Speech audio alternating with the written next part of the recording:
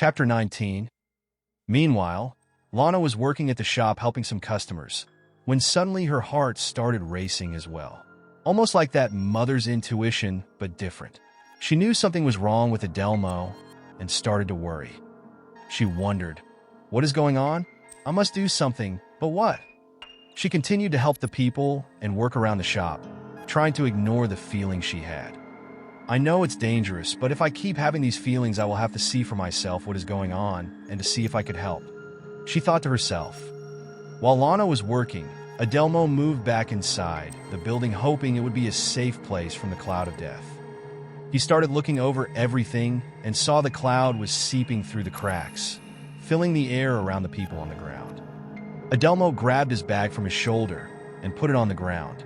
He opened it and grabbed the sword out, trying to prepare himself for what was about to happen. He stood up coughing, trying to breathe. The cloud filled the air so thick. It felt like a pillow being forced over your face, with it cutting off your airway, like you're being suffocated. Everyone who was caught up in the cloud struggled to breathe, dropping them to their knees. While Adelmo was struggling to breathe, Lana was feeling the same effects. She fell to the floor, trying to breathe, as if she was there with Adelmo experiencing the same thing. A customer rushed over to her. They asked, "Miss, are you okay?" Then suddenly she could breathe again. She had no idea what just happened, but she was okay now and stood back up. "Thank you for your concern. I believe I am okay now." While Lana was trying to get back on track with the store, Adelmo saw that the air was clearing, feeling signs of relief. That was a lot shorter than what I witnessed at the theater. Maybe I misinterpreted how long it lasts, or maybe every situation takes a different length of time, he thought to himself.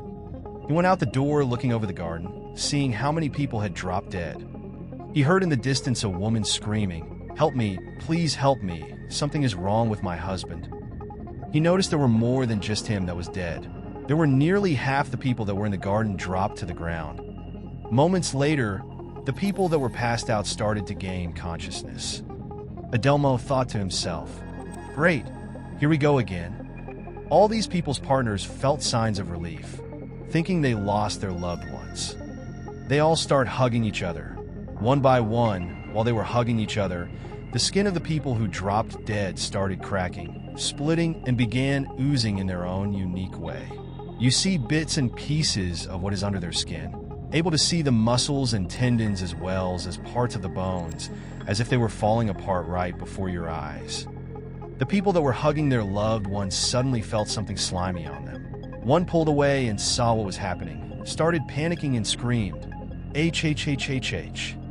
Everyone pulled away when they heard the scream and looked over in that direction, and they saw that something was wrong.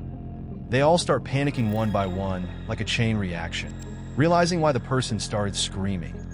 The people that this was happening to were scared, wanted to know what was going on. They abruptly start dropping to the ground on their knees, holding their heads in pain.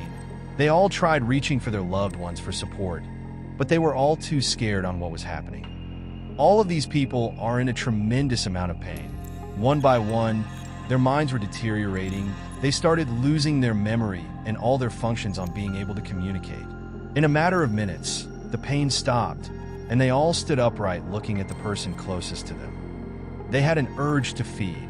Adelmo noticed their final transformation was complete, turning them into the living dead.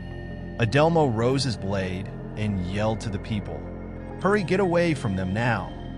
He ran toward each of the zombies, swung his sword, slicing off whatever limb got in his way.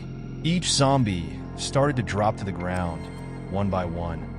There were so many of these things, he knew what he had to do. He had a feeling of confidence towards his purpose. He never knew how to use a sword properly since he was never trained, but with this sword in hand, he felt connected. He used it like he had been trained with it all of his life. There were a handful of people who were in shock at what was happening, so much that they weren't able to move in time. Their loved ones attacked them, taking chunks out of each and every one of them, with each bite of flesh being torn from their bodies. The muscles and tendons attached to it snapped and tore off into their mouths. Blood started gushing out of each bite. Adelmo continued killing off all the people coming in his direction. He yelled, trying to get their attention, "Hey, stop! Look at me!" He had hoped his yelling would get all of their attention towards him. He then noticed it didn't. What he realized was that the first thing they attacked and fed on was someone they had some sort of connection to. They continued to feed on their loved ones as Adelmo came by each of them one by one, slicing off each of their heads. Adelmo cleared out the entire garden of these zombies. He couldn't help but think, there will be more. Adelmo went up to the people gathered off into the distances away from what had just happened. He started checking, made sure everyone was all right. He saw that some had wounds. Those people were worried that they were going to transform into those things too.